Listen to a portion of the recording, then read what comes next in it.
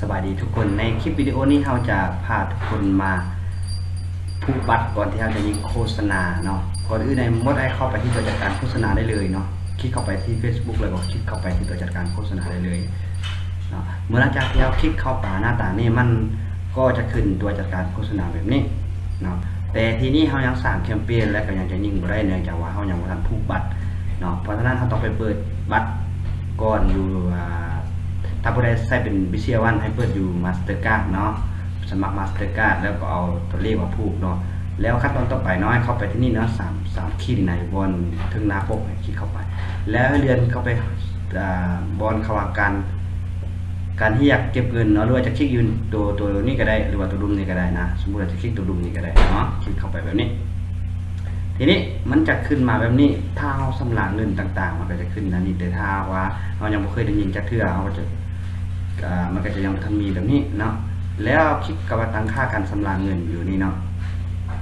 ทีนี้ถ้าเรายังบ่ทันเคยพูดจักเทื่อมันจะยังมีบัตรแบบนี้เนาะแล้ว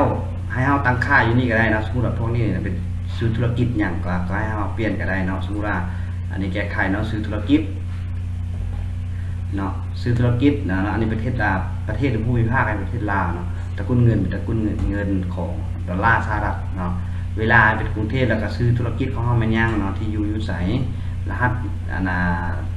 จังหวัดบ่เนาะหรือว่าประเทศหรือว่าไปรษณีย์บ่หรือว่าเอาติ๊กจะได้ก็ได้เนาะส่วนนี้มันใช้ฉันซื้อโฆษณาวัตถุประสงค์ทางธุรกิจเนาะ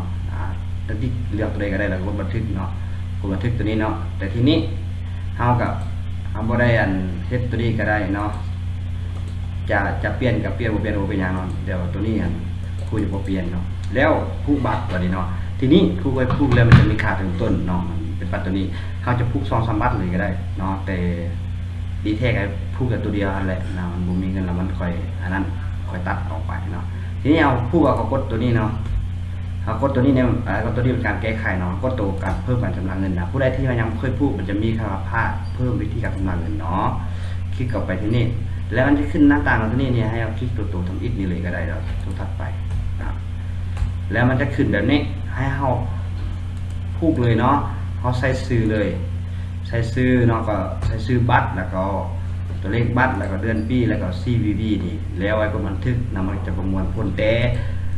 ก่อนที่จะบันทึกถ้าผู้ใดใช้ Mastercard ไปเปิดบัตรก่อนเนาะไปเปิดใส่ตัวที่อยู่ทางกลางที่เขาจะว่า